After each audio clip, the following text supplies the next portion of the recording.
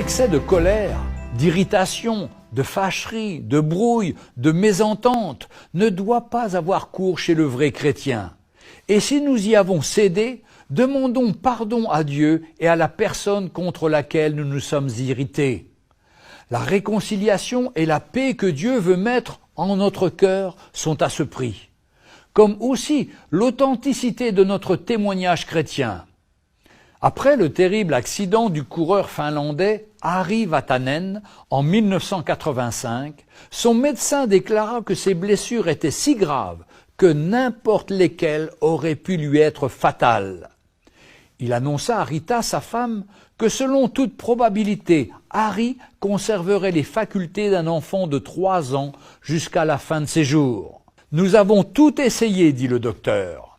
Il est humainement impossible d'en faire plus. » Dans ce cas, il n'y a plus que le médecin d'en haut pour nous venir en aide, répondit Rita.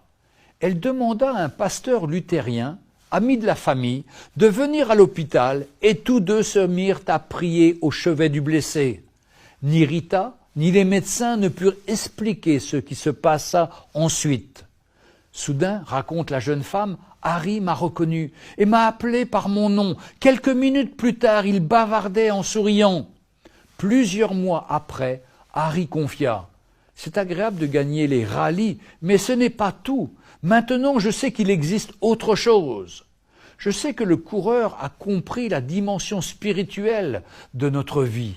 Oui, l'homme ne vivra pas de pain seulement, mais de toute parole qui sortira de la bouche de Dieu. » Pour nous, comme pour Marthe dans l'Évangile, nous nous tourmentons à propos de beaucoup de choses qu'il est bien inutile d'énumérer ici, tant elles sont nombreuses et variées.